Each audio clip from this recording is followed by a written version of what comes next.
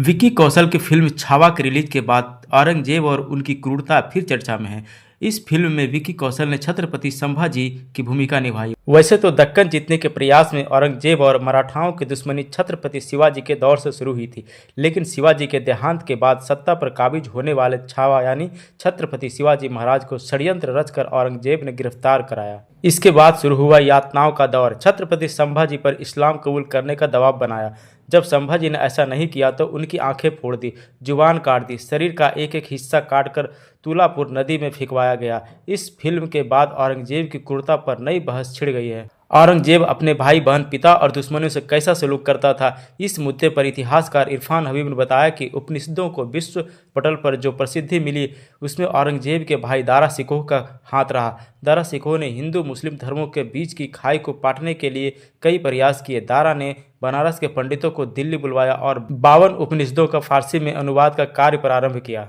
इस अनुवाद का मुख्य भाव यह था कि उपनिषदों को मुसलमान भी पढ़ सके। औरंगजेब ने युद्ध में दारा शिकोह को हराकर खून की नदियां बहाते हुए सत्ता हड़प ली थी।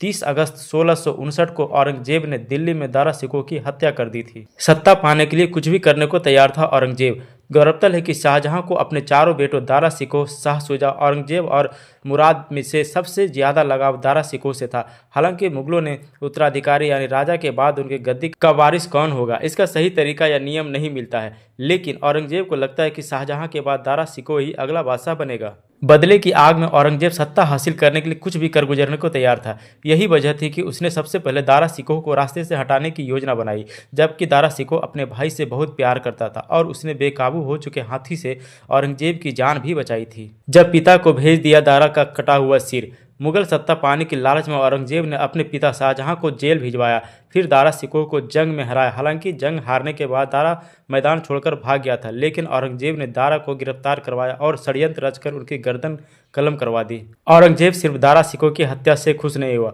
उसने हत्या के बाद क्रूरता की हदें भी पार कर दी। एक भाई के साथ ऐसी क्रूरता भारतीय इतिहास में देखने को नहीं मिलती। उसने दारा का कटा हुआ सिर जेल में बंद पिता को भेजा। तो दोस्तों, आपने इस वीडियो में यह देखा कि औरंगजेब कितना क्रूर शासक था। वीडियो अच्छी लगे तो वीडियो को लाइक और चैनल को सब्सक्राइब करें। धन्यवाद।